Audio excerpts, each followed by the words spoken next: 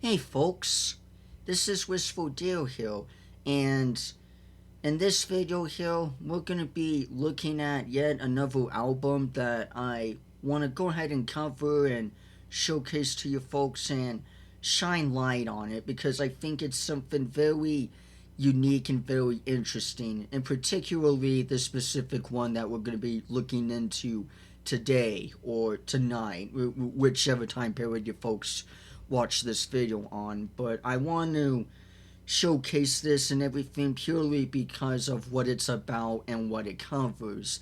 Now, if you folks do recall, I did make a video beforehand covering this album and everything, but I want to redo it again and I want to better structure it again and everything. It's not that I did anything bad in my last video of it or anything by any means, but I overall wasn't too happy with how it turned out to be, and I feel like this time around I really want to focus more on the album here.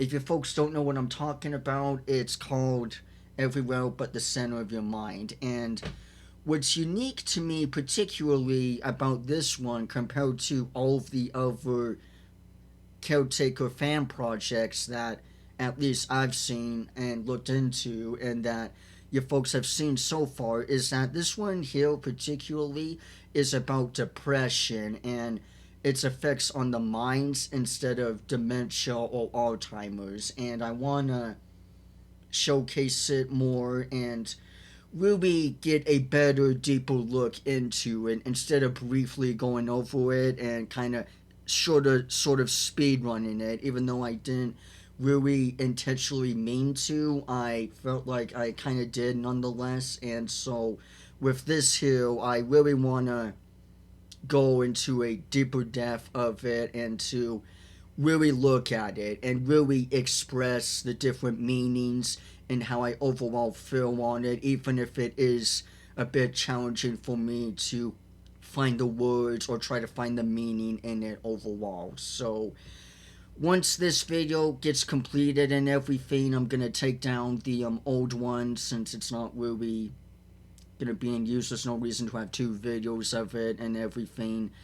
Plus, everything's still gonna remain the same probably. The description, the thumbnail, the title, everything's gonna mainly be a copy and paste. The only difference is that this is the reverbs, the redux of it per se. Because I really want to try to get into it and look into it. So, anyway, with all that being said, this is a warning to this because obviously looking at the subject matter here, this is something very heavy and it's something serious and that it's real, and I want to take it in a mature way with it. So if you folks can't handle heavy stuff with suicide or nasty bad thoughts or just really heavy mental illness and stuff, maybe check another time, honestly. But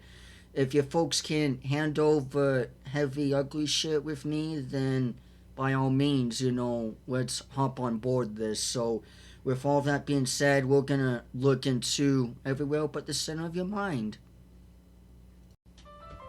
So, here we are in the beginning here, and we start off with stage 0 here, and this honestly fits perfectly and makes perfect sense since this album here, again with what I said beforehand, this is mainly about depression and its effects on the mind here. So this is more based on feelings and a mindset rather than memory quality and distortion like with dementia. So with stage 0 here, everything is happy and everything is pretty much good and okay. Life couldn't really be any better. Everything is good and everything's really pleasant. Everything's perfectly fine. There's maybe some bits of sadness here and there, but everything's mainly alright. Everything's mainly well. The cover for this is either it's a painting or a wallpaper close-up of a plant, or it's or it's a prop of a plant, one of the two. The only reason I say it could possibly, quote, be a wallpaper plant, like that's part of the wall or whatever, is because of how it looks like to me. It looks it looks flat to me, honestly, but that's my take. But overall, we know what this is. It's obviously a healthy plant with a nice pot on it, and the leaves are blooming and everything, and also the overall vibe of it too. It's like you can see the sun from behind the camera frame. Everything is really good in anything. So the songs are mainly joyful and good. You may even recognize some of these songs here if you listen in. I can definitely pick up some songs here, like with this one playing right now. I know this one and everything. There's also a side B towards it, but I'm untoo sure exactly what it means. Maybe it's a different film setting or something here, but yeah, everything's mainly piano music and everything, and it's really a joy to listen to, and it's really unique, I feel. I honestly find this very interesting. Also, all the grand members of All the Lovely Years had a Stage 0 as well, but it makes more sense to have a Stage 0 in this project right here, specifically because since it's about more of feelings and everything, it makes more sense, honestly, to have a Stage 0, because I would say Stage 0 here is mainly happiness and joyfulness. Everything's mainly joyful and such. There's nothing much I can really add with Stage 0 here, honestly, with this one. But there is one last song that I want to showcase before we can move on through this here. Because mainly Stage 0 is happiness, joyfulness. But there's a sudden shift here in 06 or 06 this here. Feeling slightly alienated from everyone here. And I feel like this is where the shift ultimately happens here. It's pretty much sounds like, obviously, if you listen, kids playing in the background. I picture this as the person or individual, quote, the protagonist. We actually do have a protagonist name. His name is Chris, so I'm going to refer to him as Chris, since you'll understand later why I am saying that. But Chris here, what I picture is him sitting at a park bench, and he's looking out, and he's just watching all the other kids. Back when he was a kid, he watches all the other kids running around in a playground, just having fun in their own world playing, and he's the black sheep or lone wolf in a sense, away from everyone else, and he is a bit down, because he's just watching everyone else play, everyone else have fun, and it sets the tone for moving on over to Stage 1 here. And that's what we are gonna get into next here. So with all that being said and out of the way, we are gonna jump on over to that. Stage 1 here is definitely a shift, but we're not really in sadness here, I would say, but there's definitely a change in mood here. I think that's very obvious with not only the cover, but with the song playing right now. It's a bit somber here. This time around in Stage 1, we have a blank opened book, or page, or whatever, a book. I feel like this represents Chris trying to find the answers towards why he's feeling a bit off, why there's a sudden change in mood here. I find this blue here in particular very nostalgic-ish. It reminds me a lot of the old Walmart type signs that I would personally walk around in when I was a kid, and seeing the, I don't know, the blues or whatever with Wilfie's word in the megastore, whatever. I'm not sure why, but I figured to point that out here. So everything is mainly a different change in mood here, and we're not necessarily depressed or even sad, but I would say it's onset. Well, there is a definite shift in tone, and there's a feeling of a bit of downness, but not in a sense of complete sadness, but we're not real happy either, we're not really joyful like before. As a matter of fact, I feel that this song here and the other songs in the stage are more of a representation of the shift and stuff. It's that first tipping iceberg or domino effect, if you will, towards ultimate sadness here. But there's a difference between feeling sad and actual depression here, and comparing the two or putting them on the same bridge is almost kind of insulting in a way, because with depression, obviously depression is just a deeper sadness, but I feel the biggest difference is that depression is something that it's like ongoing, and it's an even deeper pour. The way I always picture it, like, mostly, is the difference between a light rainstorm and a heavy thunder rainstorm. Obviously they're very similar, and they're practically the same thing, right? There's not really much of a difference comparing a light mist rain, gently sprinkling down, or even just normal rain for that matter, compared to an actual heavy thunderstorm.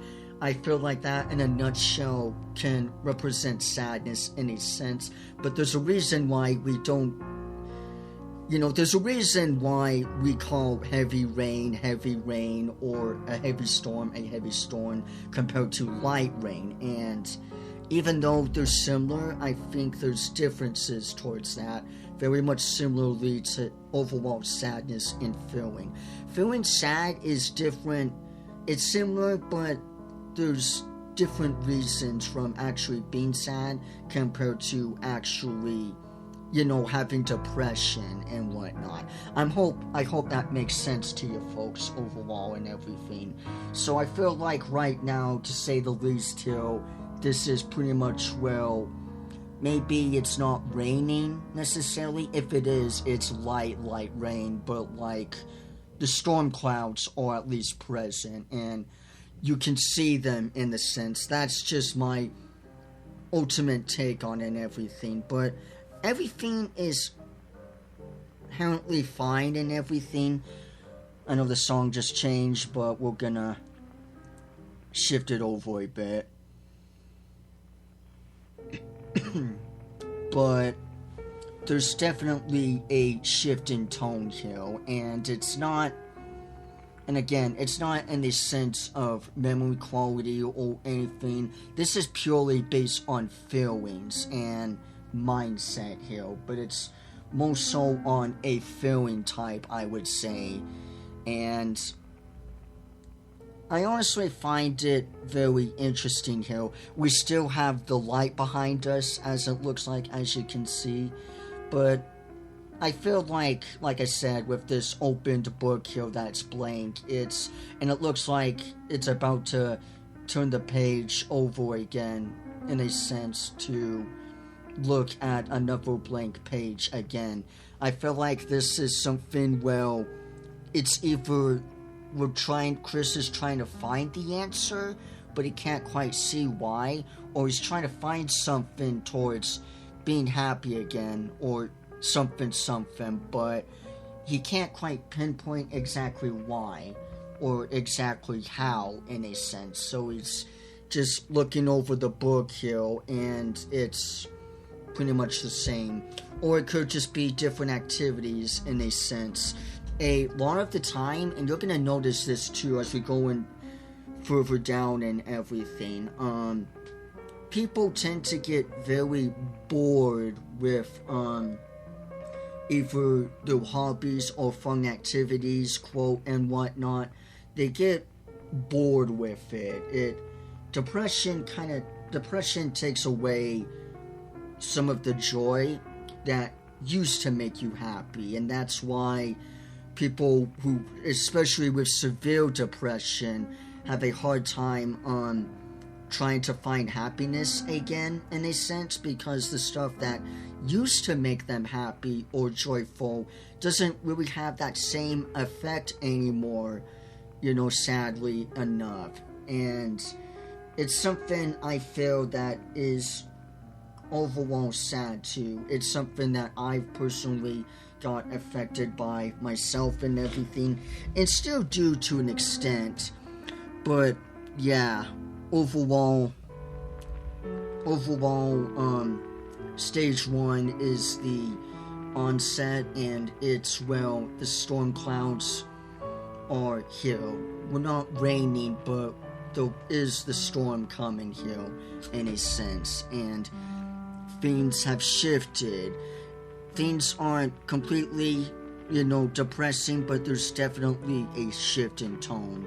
So, with all of that said and out of the way, we're gonna move on to stage 2. Stage 2 is, well, we sink in more and more into sadness and depression and whatnot, obviously. The cover here, I don't know if it's it's obviously a swing set, but I don't know if it's either a swing set in a backyard that Chris had as a child, or if it's from a playground. But stage 2, I feel, represents a time-long past that you still crave or even wish to go back to. There's a word for it. There's a certain word for it, I think, but I can't quite think of it. But I feel ultimately that this stage here is the representation of longing for the old ways of what used to make you happy, that you're either, quote, too old for, or that would be too embarrassed to do again or something, or even for that matter, just trying to find something joyful again. Obviously, if you listen here, it's like as if things are losing the overall meaning or something here. I'm sorry if I have a hard time describing or trying to think of something here from here on out, because depression is something that affects everyone, right? And it's something that we are all gonna go through from time to time, and it's something that's even hard for me to pick up and kind of really look at and describe. But there is an overall difference, like I said, between being sad and being depressed. With sadness, we can obviously get through with it eventually. We can eventually shape it off, or we give ourselves a treat, or we talk to a friend or whatever, and that can help. It can help the same way with depression too, but with depression, it's much harder, really, to get out of negative intentions or negative thoughts or just overall depressing feelings with it. And there is different ways of coping with it and to,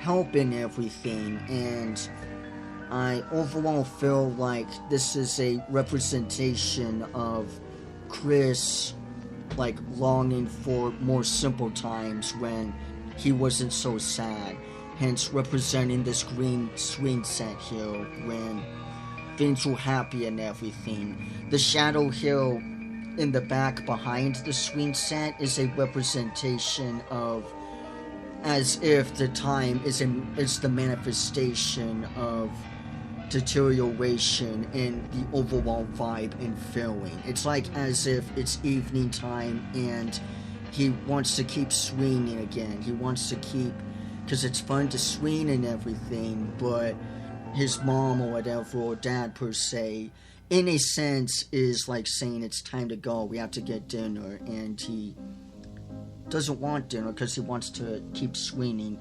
That's my take on it. That's just my theory on it.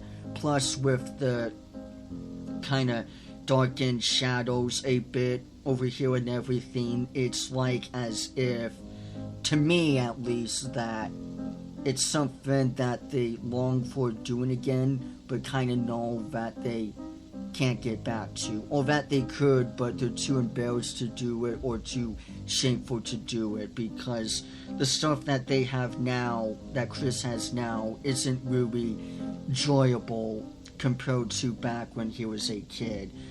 I'm not fully too sure, but that's just my take on it. And that's my ultimate take with the stage show, is it represents the feeling of not just sadness, but also longing for the times of when they were happy, because they can't quite know exactly how to be happy again with where they are now. Depression is different compared to sadness. I know I said that before, but with depression and its symptoms, you lose interest in not only the stuff that once made you happy and joyful, but it's a reoccurring theme, like a storm, that ultimately takes everything over and everything again. And as we go throughout this project here and everything, the biggest difference here, I feel, compared to the other projects here, is that you're still consistent. You know, you're still aware, but it's a matter of your mind. It's a matter of it's a matter of your thought patterns and everything. So, throughout the project here, even in the post-awareness, quote, the post-awareness side of things, you're still going to hear normal things, such as a knock or a tap on a glass, a door opening, a phone ringing, a car driving by. You're still consistent, but the difference is that it's all based on your thought patterns rather than, actual memory quality and everything. So, with all that being said and out of the way, we're gonna move on to stage 3. Stage 3 here, I feel, is the point in where it's not only more than just sadness, but it's actual, quote, depression. And I feel like this is an ultimate vibe bridge, or feeling bridge, if you will, here. I feel like this represents it best with the cover here. Looking at this here, it's obviously a vase, but if you look at it a bit closer, you can see the little cracks and pieces all around it together holding it.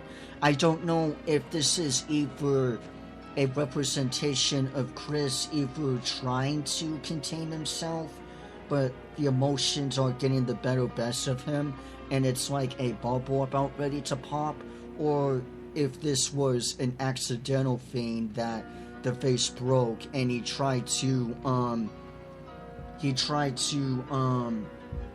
fix it or make up for it by putting the pieces back together with glue or whatever, but still feels extremely guilty for doing it, even though it was an accident and that he really didn't mean to, break the vase, and even though the spouse or partner or individual, whatever, that owns the vase, said it's okay, he still feels great shame in breaking it overall and feels very down and beating himself up over it.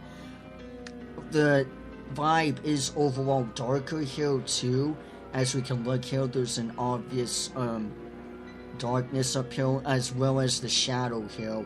The light reflecting on this side here and then suddenly reflecting on this very piece here represents almost like a punch in a wall, in a sense of frustration, because he's losing overall joyness in the world, and he's overall working himself up to such an extreme to it's almost at a legit breaking point of he can't handle it anymore, of keeping things together for his state of mind. I feel like depression ultimately takes away happiness and overall anything in life. Things legit lose their color with the mindset of a depression, with someone who has especially severe depression and everything here too. There's a difference, there's a difference, I say, between sadness and depression here, much similarly to storms and everything here too, with the rain effect. While with rain, sure, it sucks and everything, it can be calming at times, but why we overall vibe, I feel, with rain along with sadness and stuff, is that it overall makes us sort of relate to it. It's like as if Mother Nature herself it's like as if the storm and rain in of itself is a representation of Mother Earth's and Mother Nature's sadness too, in a sense. Hence the reason why you can still be a little sad, but you can't be a bit happy, compared to if you're very depressed with heavy rain and everything, and thunderstorms and everything. It's overall generally harder for the sun to come out through thick clouds of rain, obviously, because of the light unable to shine through the storms. I feel like that's the same representation and overall feeling with joy compared to sadness and everything, in a nutshell, if that makes any sense. Honestly, that's my ultimate idea and take on it here. I want to showcase around the ending here of this here. So I think this is probably the vase holding it together. It's like as if Chris Hill is bottling up his emotions to the point to where he just can't take it, and it literally pops like a balloon here. This showcases it here with this last piece here. Yeah, this last cover here. Well, now, go away, timestamp, whatever. But yeah, with this here now, with the vase literally shattered to bits now and broken again, I think this is where Chris either loses his will to fight, or his emotions become such an erratic thing for him to control or handle that it pops like a balloon, like I said earlier before, and now the pieces are scattered about on the floor and everything. It's either that, or he got kind of a bit destructive or rational, and he threw the vase down, or bumped it down, or something happened, and now the vase is in little bits here, no longer representing the nice vase of what it was. Not that Chris feels like it really mattered anyway, since he already accidentally broke it, in the first place without meaning to. It's either that or something else that I'm missing here, but that's what I ultimately feel with this here. So, with all that being said and out of the way, we are gonna move on over to stage 4 here. So here we are with stage 4, the post-awareness side, if you will, here. Now, I want to say this firsthand before we continue any further, or even before I proceed forward here with the stage or the stages before, afterhand, or whatever. This post-awareness here isn't necessarily the same compared to other post-awarenesses that we've kind of grown to, at least in the Caretaker series or fandom projects, whatever, with other post-awareness. Given that, since this one is about depression and suicidal thoughts and everything, this is mainly about the mindset. It's rather on the mindset and your thought patterns, or Chris's thought patterns for that matter, of what he's going through, rather than memory quality in of itself and the world around him. So rather than his understanding of the world melting away and deteriorating like cheese in a microwave, in a sense, or whatever, watching it melt away, but in a slow or rapid, one of the two pace, this is more on the mindset and thought patterns of it, because throughout this project here and stage, as I said before, you're still consistent in the world. Chris is still consistent, so you can still hear things normally in the world. That's either, like I said, a knock, a tap on the glass, a door open, a car horn, a dog barking. You're still consistent in the world, and you're still pretty much aware of the world, but it's rather based on your thought patterns and your way of thinking of the world, rather than the memory quality or the world around you of making sense deteriorating compared to dementia here.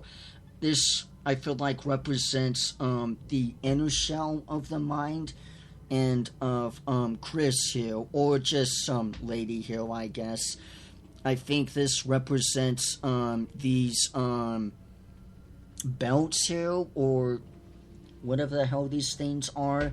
It's like video auto voice tapes of some mouths or whatever here.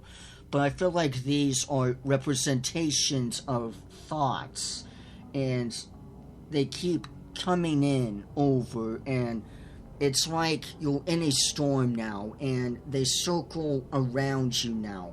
Hence why it's like a sky kind of thing here.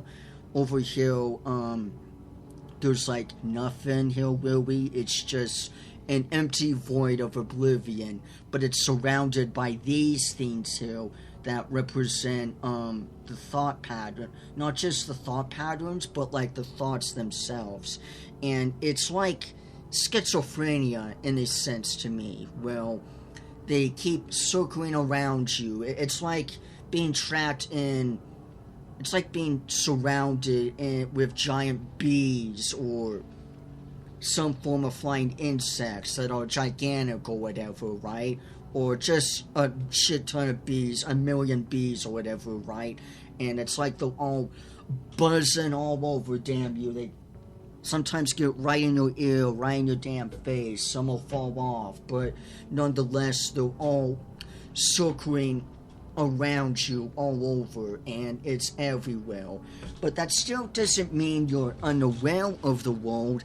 It's just a matter of that you're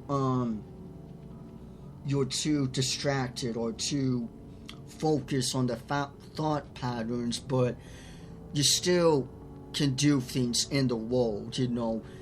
And this represents it here with some of the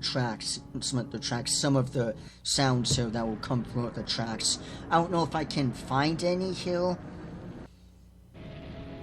but this is more, like I said, it's more on a lack of focus of the mind and mindset rather than the memory quality here. Sometimes you hear voices of a chit chat. Sometimes there'll be this or that music play or whatever. So you're consistent. You're still aware of the world, but it's more on your thought patterns. It's more on the focus of the world rather than your understanding of the world, if that makes sense here. There's one thing that I want to look over here, and it's something that I feel it's super heavy. This one right here. I don't know, I guess this could be the quote hell sirens of this, I guess, or whatever, but I think this is a suicidal thought here, and I think that represents it nothing more best than the very cover change of this one here, with the sharp circle red, the bony skeleton-like red hands that it's holding, and the knife here. It's the ultimate dark thought of taking your life away, or some form of method of ending it here. And the harshness of this red soaking around you, like as if it's some eye, it's like as if it's all focusing on, Chris is all focusing on that one particular way or method of actually doing it and ending his own life, if you say or will. And it's beautifully harsh and horrific, and in a sense, to have this super sharp red of a zoom in and everything. I think it's ultimately a very depressing thing. And then we cut back to the void of tapes or whatever, if you will. It's more so on hiding. It's more so of like a total hiding in its own shell and being self-trapped in this array of voices, of thoughts, of memories, whatever, or predictions of said thing or whatever, if you will, like videotapes, VHS tapes or whatever, all circling all around you, and not only not going away, but particularly being your whole world. Even though you're aware of it, you're still a part of it, you still live in it, but at the end of the day, you're still in your shell. It's like the turtle analogy thing, in a sense. The turtle is still there, he's still with the others, he's still walking around, but deep down, he's really in his inner shell, and he's hiding away in his shell, and he leaves himself in his own darkness through his own shadow of what the turtle shell makes in of itself, instead of coming into the light, or rather, that's just my take on it and everything. So with all that being said and out of the way, we can move on forward with stage 5. Stage 5 here is, well, we go from depressing and like bad thoughts circling around us like a storm, to, well, it all becomes a mushed up blur of leading to all but one in particular thing. I don't think I really need to express or explain the cover to really have you folks understand the overall meaning behind this, but I'm gonna describe it anyway because I kind of want to here. So obviously we have a chair, we have a hanging rope here with that gap area and obviously and everything, and we have this eye, or what I think is supposed to be said eye. I think this is the representation of Chris overall. Like, he still has thoughts and everything, but this is the transition stage from leaning everything ultimately to one thing in one form or way. whether it's through good or for bad, whether it's through joy or sadness, there's a turning point of ultimately one thing, or all of the pieces coming together, ultimately coming into this one particular goal or desire or mindset, ultimately, of what Chris feels like would not only be the best choice for himself, but the world around him here. That's just my guess and take on it personally. It is very dark with this here, but that's what happens with depression and stuff, especially when you don't seek help or reach out. You just sink in more and more into yourself, just like with a black hole. And again, unlike other post-awarenesses or other albums, well, instead of the world melting around you to an oblivion, this project here, Everyone But the Center of Your Mind, is you yourself sinking in to your own pit of your own despair. Instead of the world melting, it's you yourself melting. But that's only based on your thought patterns and everything. That's why with this,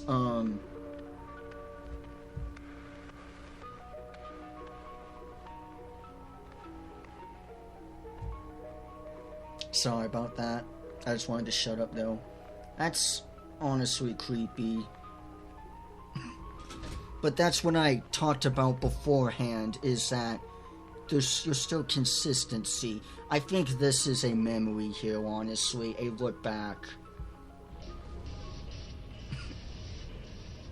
That seemed very kind of rushed almost. It's like as if, now obviously that was like a quote clarity, but I think that was more so on a clarity in a sense of like, suddenly, not really suddenly remembering something, but it's in the sense of looking back on something and tossing it aside. It's like suddenly, oh hey, there's this, I don't know, Reese's bar as an example here. You look over at it for a bit, examined it quickly, and then you toss it out or whatever back into this hurricane spiralness of it. That's how I ultimately feel, especially with the rushed, harsh keyboard playing. It's like as if Chris himself took something that caught his eye, he looked over at it, he quickly examined it, right, and he said it doesn't matter, and just tossed it aside and went back into this post-awareness in a sense of mixed up things and chaotic things. It's brutally harsh here. I want to show you folks one last thing real quick before we move on here. So with this here, this background eye, as you're going to notice here, if it's even an eye, that's what my critique on this is, honestly. This eye here slowly fades away, and it ultimately turns into, well, it's nothing but just this chair or this stand seat or whatever, and this rope here. I feel this is the ultimate representation of him, like, having suicidal thoughts, but he's still not clinging on to it, and everything's still circling around him, ultimately to where he finally leads on. That's the only thing now left of him, is just taking it away, finally ending it all. That's the representation to me with this eye here again, or wall paint, whatever, if you will, slowly fading away. It's ultimately the representation of him leaning everything else towards just this one ultimate thing, and it's like everything, and literally, in a sense, the world around him fades away, and the only thing left now is him, this chair to stand on, and this rope that's ultimately gonna take it all away. I know this is very dark and it's very heavy subject and everything, but that's what I ultimately feel with this hill. With this wall thing fading away, it ultimately fades away to, well, the only thing in existence is these very things. You, the listener, the chair you stand on, and the ultimate, the rope hill. So, with all that being said, we are gonna move on to stage 6. Stage 6, I feel, is, well, pain ultimately becomes just a numbness of nothing, as if you're in a world of oblivion, as if you're in stage 6 and ever out the end of time, or stage 7 and all the grand memories of all the lovely years, an empty void of oblivion. It's not any sense to me of like, it's not any sense of really like, it's not really in the sense of like everything becoming it's not, I don't know how to say this, but pretty much I feel like it's, well, everything becomes such a blur that not only can you no longer see it, but everything blends into one particular thing ultimately, because we've sinking into such a deep pit now that this is what we feel. I don't think this is the afterlife or anything at all. I think this is more so on the idea thought that if I go through with this, if I do it, there'll be something better for me on the other side or whatever. I think this is the perfect representation with this eye here in the background ultimately looking over. It's Chris having that one mindset again. And it's more so on like a theory kind of thing here. Well, if he goes through with this, that things will be maybe overall better. That's the representation I ultimately feel looking at the rope hill now and how there's like light shining through with it. It's like as if he sticks his head through with it and kicks the chair and ultimately chokes himself to death. It's ultimately the fury or the idealism of that when you eventually do it and you take the leap, or you take that, right? You go to death, that ultimately you would be in a better place, or things would overall be better off without you. It's like as if it's an ultimate gateway towards it by ending yourself all the way here. We also have a tipped over chair, obviously, as well as pill bottles that's open. This could be drug addiction or an overdose of something here, hence why it's kind of tipped over and left on the ground per se here. And I feel that's ultimately what this one is. We go from stage 5, from, well, things fade away to this eye thing, you know, chaotically, ultimately leaning towards just the chair and rope, like I said before. Now we'll add a thought pattern, since that's the only thing left now, that if we proceed through with it and possibly go through with it, that everything would be better in a sense. Hence, that's why there's this light that's only shining through the gap of the rope here and everything. It's ultimately very dark. There's this, I don't know if I can find it, but there is a noise or whatever here. Well, Chris crumbles up a paper and throws it aside. It's, I don't know if I can actually find it or not. Maybe if I go into the comments here, I may find it here, because this is way too damn big.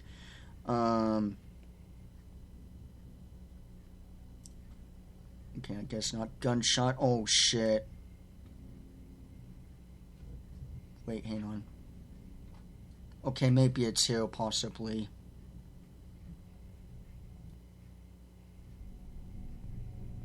turn you up a bit. But, and again, like I said, with these post-awareness stuff, if you will, you can still hear the world around you, but it's a matter of sinking in like a turtle shell perfectly, in a sense, and sinking into such a pit with your own mindset. So anyway, there's still noises going around, but anyway, there's this point where, like I said, well, he crumbles, where he's either writing something down, and he crumbles up the paper and tosses it aside. I think that, again, I don't know if I can find it here, really, but it's pretty much, well, he makes a suicide note about his goodbyes or whatever. Okay, there's a car going off. So, with all of this here, we're still aware of the world.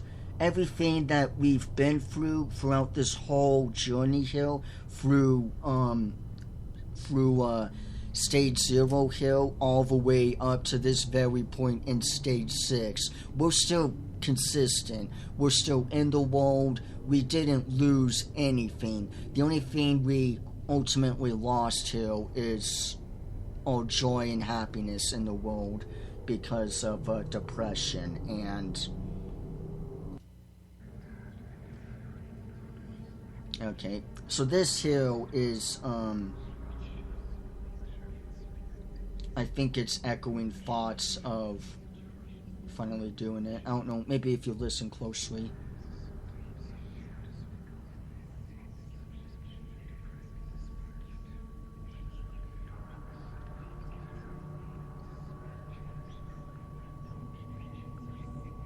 But yeah, it's very much pretty much him talking over himself in his head, on saying that he's a disappointment, depressants, whatever.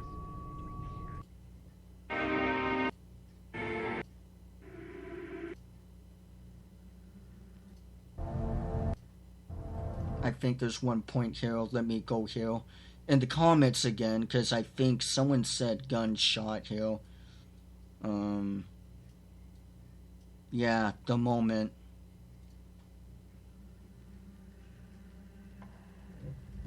I want to showcase this ending here.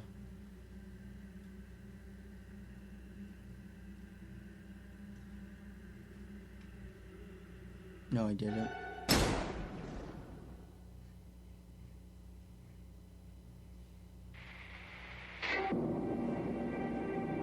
So yeah, that was the moment where he finally did it. He pulled the trigger, and now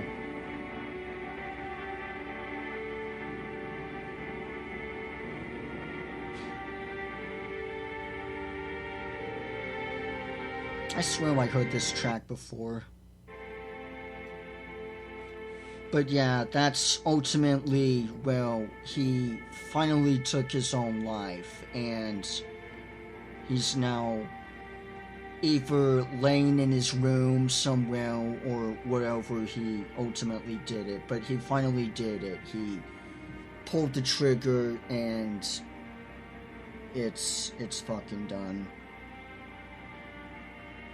So now there's sorrowness throughout, and that's ultimately and very much depressingly his finally his death. And then we have end credits here, thanking the creators, SVR that did the post awareness, Windows God 2, I guess, that made the artwork from 1 to 3, and so on. Just overall giving thanks here. There's even a voice actor, I guess, that did the mimicking voices and whatnot, and just overall genuine thanks to, you know, the creators and helpers that helped him make this project and everything. But things don't always have to end in sorrowness and everything, because there's an alternative ending to this here, actually, and we are gonna showcase that right here and right now, folks. Okay, so obviously that was pretty fucking dark, but there's two endings to this, as I said before here. So as I said, things don't always have to end in sadness and everything, and finally taking your own life here. I think that's the ultimate beauty with this one here. And looking back on it now and everything here with this whole project, I think this ending is very much powerful, because not only does it show the struggles and the fall of depression, but ultimately how you can get back up, or how you can fight back, in a sense, with this mindset and everything here. Because in the first ending, he ultimately takes his own life, right? He takes over it, and he pulls the trigger, and that's his story, that's it. But with this alternative ending here, he decides to take the scary risk, and I think this is very much relatable here. So, let me,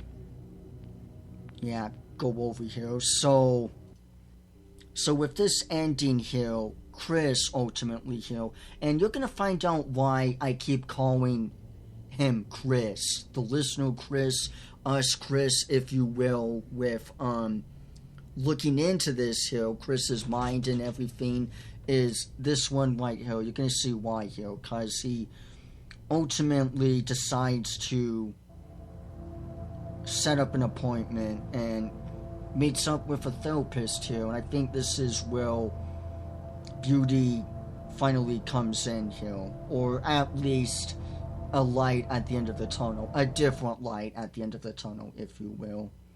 So we got to know each other yesterday, so now today we get started. Let's start with a burning question. Why did you choose therapy? Where did it start? When did it start? Oh gosh, maybe I just got bored. Maybe I feel like that's where it started. Boredom. Bored with what? Well, I used to play piano. It got frustrating. I got bored. What did you like to play? Classical, mostly. Any specifics? So, I'm not going to cover this whole thing necessarily, because I don't want to talk over this and everything, but what these therapy sessions are, appointments, if you will, or whatever, these is, I think this here, the male voice here, Chris himself, is the maker himself making this here, him making himself here as Chris. I don't know if his actual name is actually Chris in real life or not, or if that's the persona character of the main protagonist as we go through his eyes as a listener of Chris, if you will, or mindset or whatever. But nonetheless, his name is Chris, and this voice actor playing as the therapist, I don't know if I think she's probably his friend, his spouse possibly, or whatever. I'm not too sure either way, but either way, nonetheless, it's a very interesting roleplay thing of representation of going into therapy and asking for help, I feel. There's this one song that my mom showed me called Rondo alla Turca. Loved it. And with this cover here, the reason I'm going to stop here is that I don't want to talk over. Actually, I want to showcase this here that I feel is honestly beautiful here around this kind of ending point with this therapy session 1. Move out. I can't just focus on the... Sure. Tell me about piano. Do you still play? Not anymore. It got boring and stressful. I have so many other things I've been thinking about, and I can't just focus on one thing like playing the piano all the time. I have work I have to deal with. College has been another idea for me. I still have yet to move out. I can't just focus on the piano. Chris, these are things you have to eventually overcome. They're taking over your life. You seem to be focusing everywhere but the center of your mind, where your focus should be. She said the Not the past, title. not the future, but the present moment. It's honestly beautiful here with this. So the cover of this here, and this cover changes as we go into it here. But with this cover here, it's red. It's obviously different compared to anything we've seen beforehand. It's like as if he finally stepped out of his mind, and this is like a legit physical or a different space of his mind through the barriers of the storm. And honestly, I think it's beautiful here. These rock stepping stones are a representation of the gentle guidance and step of the therapist, having him step into this doorway of light in a sense, or whatever, that shines. The background here that changes color here, ultimately, this red here ultimately changes, and I think it's overall beautiful. We're not fully out of the woods just yet, though, because therapy isn't really something that it's like just you do 1 or 2 free sessions for and you're okay or good or whatever. I think this represents it here with I still have these why. It's the asking question of negativity and thoughts and stuff here. It's like a sinking in of post-awareness in a sense with these, I feel. It's like, he comes back into the storm here, and we cut back into, therapy session 2, where this cover will change. Maybe I would give him some positive advice. I don't really know too much. That's what I would tell a friend who says a bunch of negative things all the time. That's a start. It's important to know whether the advice you give is healthy or not, however. Well, what is healthy advice versus unhealthy advice? Well, maybe we could use examples of struggles you're dealing with. Remember one of our first sessions, the burning question? Where did it all start? We've discussed your main struggles a few times. What can you apply here? Again, I'm not really sure. We need to find the root of the problem. The start, remember? Like my mother. So, A while, sometimes even hours. Do you do it in the dark? I'm not going to go through everything here with the therapy sessions, because I don't want to talk over the obvious voices or whatever. But there's a change here in mood, obviously. You know, we get a nice blue here. I think it's the representation of manifesting over. In fact, I think the light's brighter compared to this one here. Well, I guess maybe not, but it's like the colors. Okay. What do you... It's like the colors are coming back together again, and excuse me, it's like the world starts to find its color again.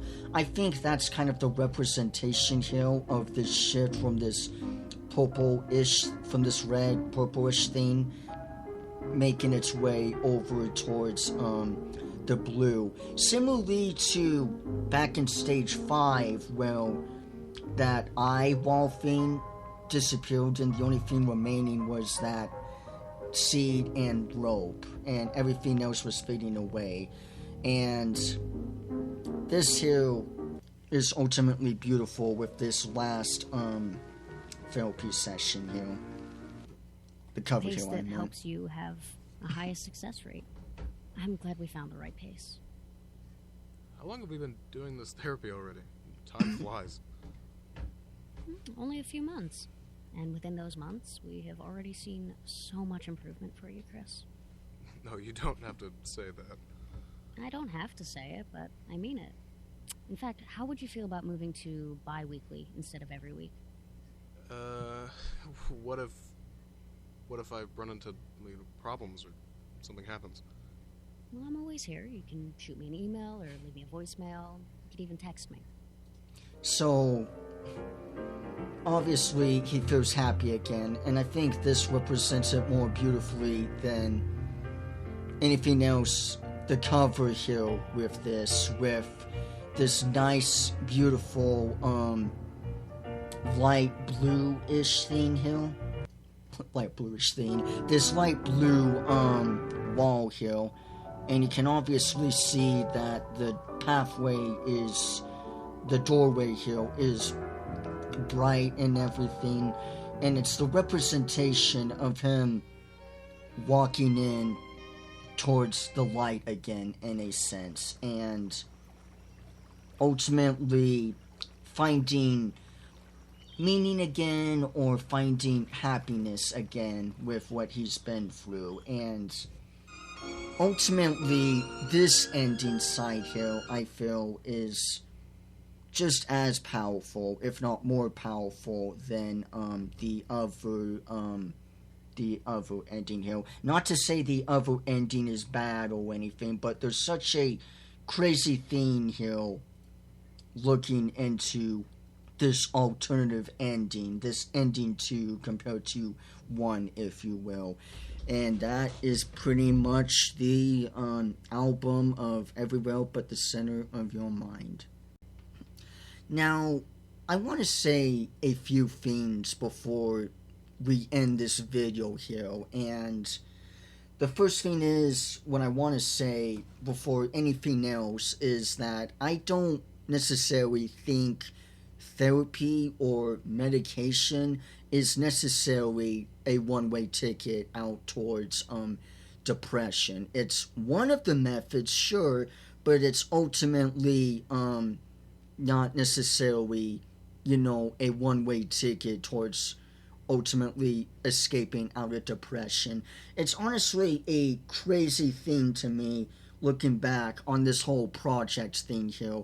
The premise alone about it being about depression instead of dementia already intrigues me enough towards looking at this here, because I'm not gonna lie, I suffer through depression myself. And though I have been fortunate enough to have a therapist that is very well, that we get along, and that we listen to each other and talk and everything. And even though I've had significant improvements talking to my therapist about my sad personal issues or struggles or thought patterns, similar to Chris here, I know that doesn't mean that not all therapists are gonna be kind or nice, even if they may seem like it. At the end of the day, folks, therapists are humans too, and just like us humans who are imperfect, therapists are imperfect too. Therapists, at the end of the day, are just a tool for you to help improve again and get better, if you said choose that. And I don't think necessarily everyone needs therapy or medication to help themselves. Sometimes a simple walk in the park, as an example, can help us get to that stage 0, in a sense, if you will, like with this project here. Or sometimes there's more methods, more heavier methods to help work towards it. At the end of the day, each individual here has different coping mechanisms and different ways of dealing with depression. We're all not the same, nor do I want to speak on everyone's behalf on what you should or shouldn't do with depression here. Like I said, I've been fortunate enough, very, to have a therapist who is wonderful and good to me, but that doesn't mean everyone is going to have that same thing of a good therapist too. A prime example is my oldest brother, as an example here. I'm not going to get into specific details, but he was having a very hard ass time and struggle, and it's partially why I was very hesitant with medication, and I'm still not proud of myself being on medication, but overall I have improved on it because of it. But that doesn't necessarily mean I need to stay on medication. And the main reason why I'm still to this day, even though I take medication, what I take is Elexapro 15 milligrams, and I haven't been taking it as much as I should, but I still feel mainly myself in everything. But the main reason why I was hesitant on starting on medication was because my oldest brother had a horrible shit time at a mental hospital place, and I don't want to get into specifically or anything of what happens there, but let's just say they tried many different colors, if you will, to help match him in a sense, and none of them worked. It didn't work it on blue, it didn't work it on red, it didn't work on purple, green, yellow, brown. What I mean to say is that they tried multiple different medications, and whatever didn't work, they would quickly switch it over to a new medication, and so on and so on, like bunnies, just hop on one thing to another, and without him being able to adjust it, and it became such a hellish mesh for him. He still gets PTSD or night terrors to this day because of the traumatic experience and trauma that he's faced at that mental institute. Again, I'm not going to get into depth or any deeper than that, but that's a prime example of what still worries me in a sense when I now have medication, or possibly of what could be in the future here. But mainly what I want to ultimately take away from this here is that depression ultimately is something that can be controlled and maintained even if it doesn't feel like it here. The biggest difference I feel between depression and dementia here, like with all the other projects, is that it's a beautiful manifestation with this here, with the alternative ending and the ending 2 compared to ending 1, if you will, is that it's the art representation, at least to me, of a matter of choice and a matter of having that decision. And I feel it wouldn't really be the same way if Everywhere at the End of Time had a different ending, alternative ending, or all the grand memories of all the lovely years, or Everywhere in the Beginning of Nowhere, or Everywhere in the Dead of the Planet. All of these different all of these different fan album and caretaker music projects made by fans. I don't think it would necessarily work the same way, because no shit you would take ending 2, honestly, if there was a cure for Alzheimer's or dementia. But back to what I'm trying to say here is that I feel like it's really beautiful in a sense, because unlike dementia, well, even if you can maintain it or adjust towards the real confusion of your world and adjust to it, your fate is still sealed. You're still set in stone at the very end of the day. You don't get to choose how to really live your life, or even how to have your life end when you get dementia. But with depression, you still have that window. You still have that choice. The key difference is not only managing through with it, but also finding the strength to seek it out. It's like what my mother said, that when a door closes, a window opens, and I feel like that's in a nutshell with depression here. With dementia here, I feel like when a door closes, not only is there no window, it's just a wall. In a nutshell, pretty much. So when the door closes, it's your door's closed. It's said and done. You can't do anything. You can't go anywhere. And when you turn around, the door disappears, and it's like there's no door, so you're in this dark room, and it's just walls, and you're ultimately stuck there.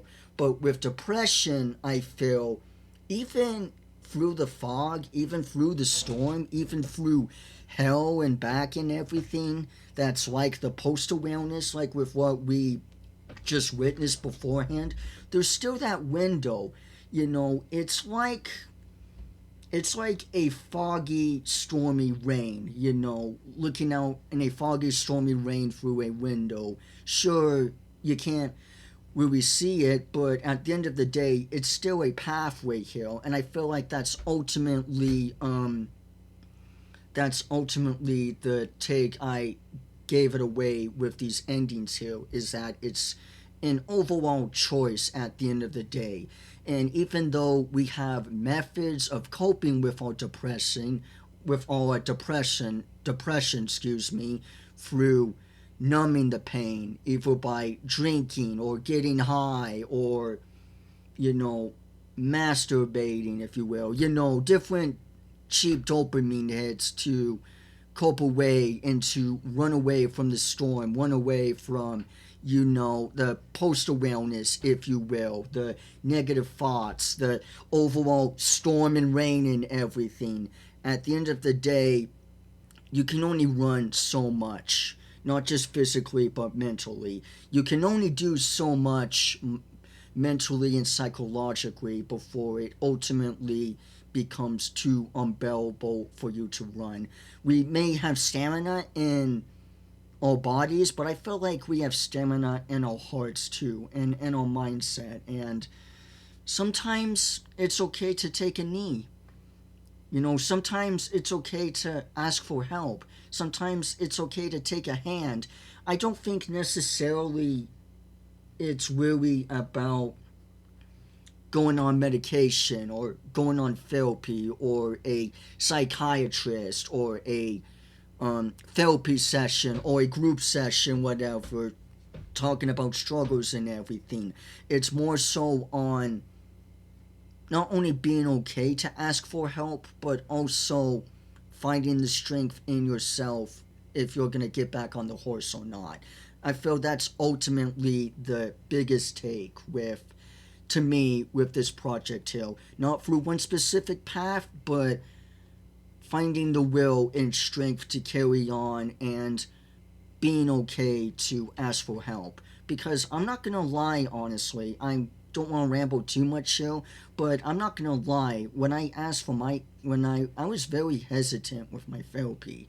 I did not like the idea of shitting out my thoughts on someone and just to have them take it in and not necessarily morph it into something that's not, but to try and give advice and everything. I'm a very introverted person, and I don't tend to express my feelings or really like to vent on my problems or my bullshit or whatever, especially to individuals here, especially when they're signed up for that. Now, it has helped me, and it's really helped heal me and everything in life, but I know that's not always the same case with everyone else. Not just with the concept of that, but also with past experiences too.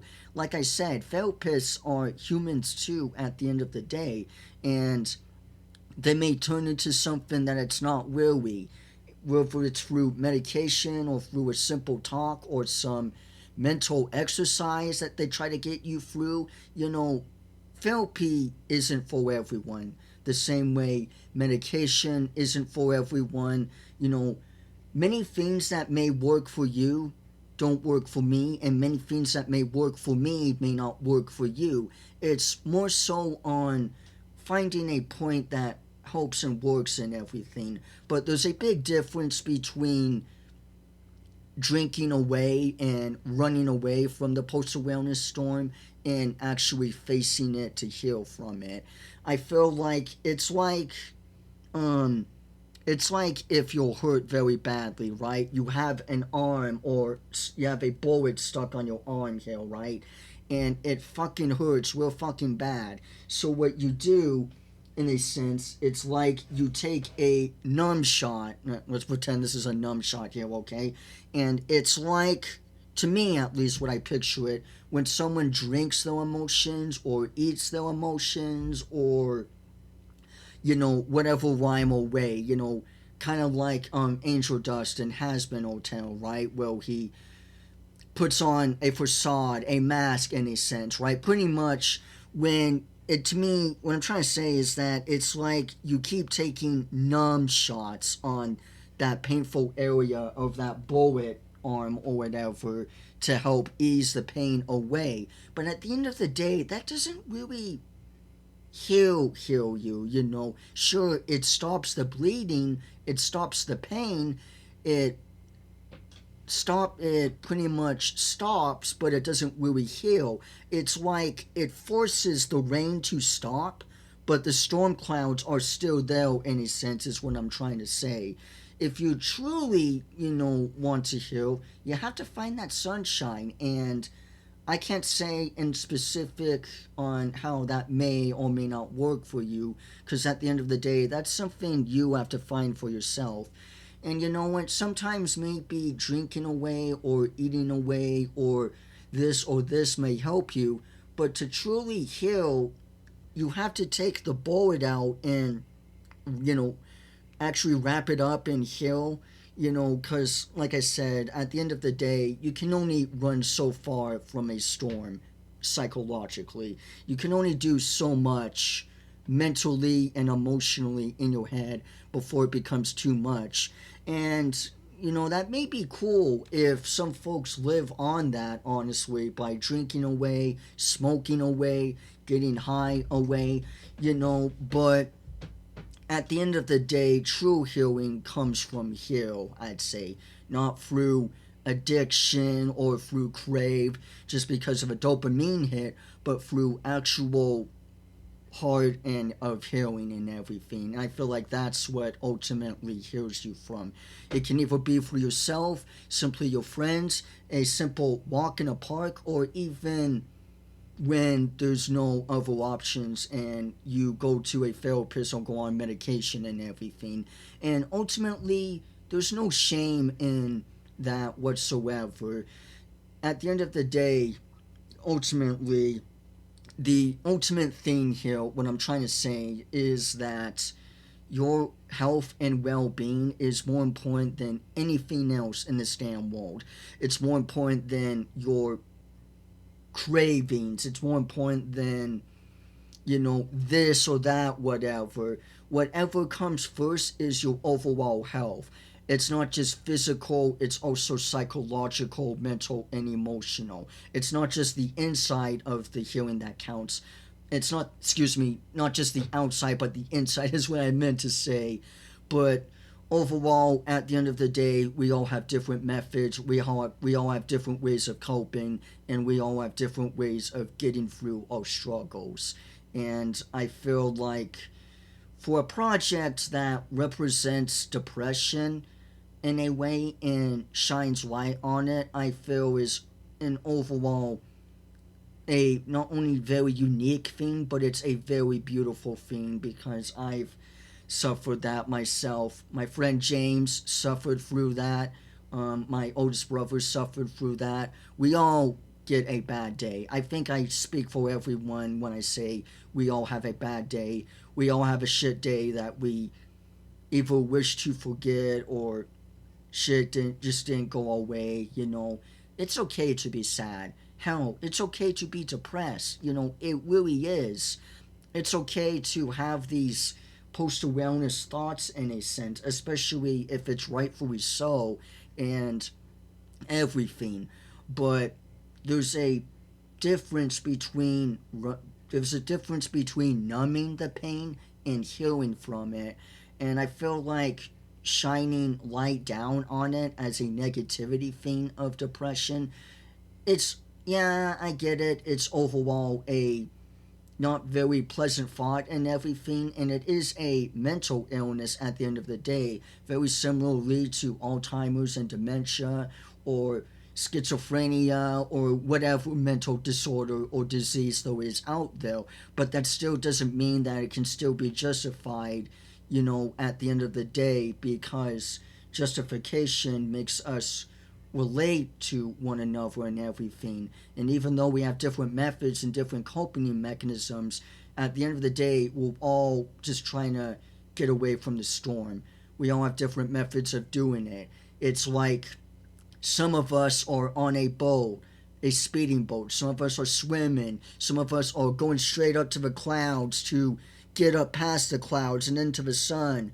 Some of us are teleporting, some of us are this or that. There's always different methods or different ways of us trying to escape it, but at the end of the day, we're all in the same boat, even if it doesn't feel like it. Or rather, I should say, we're all in our very own boat, lost in a fog, when in reality, we're all in the same ocean, in different boats, and the only thing we can see is nothing but oblivion to ourselves because there's nothing but fog surrounding all of us here. I'm gonna leave a link to this project here and this alternative ending towards it here, and I overall just want you folks to take away from this that there is always hope at the end of the day. There's always light after darkness at the end of the day. I'm not saying that as a Bible thing or as a spiritual thing or even as a scientific thing, but just as a life experience thing. Because, again, I've suffered through this shit before and it's not going to go anyway anytime soon. To me, it's not a matter of defeating depression and killing it. It's a matter of maintaining it and managing it to well when post-awareness in a sense does kick in again. When those thoughts do swarm in again, you can be strong enough to well it doesn't affect you so badly because you already know not just the important values of your life, but you also have the strength to fight through with it, even if you didn't believe it in the beginning or beforehand. And I feel like that's something that we ultimately need now more than anything in this world, with everything going on, with things being so divided and things being so separated and everything. I feel like at the end of the day, it's hope overall. It's hope and it's something good and everything. But at the end of the day, just like with this album here, with what you choose between which ending is the true ending or whatever, it's the very same mere reflection of our life. It's all a choice at the end of the day, and I think choice is the most truly beautiful thing. And dementia takes away choice. It takes away free will in a sense, if you will, because at least with depression, at least with how bad things shit get, you still have a choice. You still have that open window. And the fact that dementia takes that away ultimately and easily is the most depressing thing to me, even more so than the stage 6 or 5 of this project right here. So, with all of that being said, with all of that out of the way and everything, thank you all dearly for watching. And if any of you are going through struggle, I truly hope you folks get the best.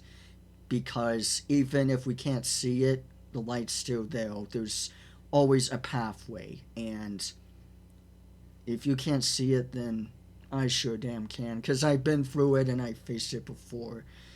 But with all of that said and out of the way, thank you all for watching, and I'll see you all sooner or later. Take care. It's a desert out there, folks.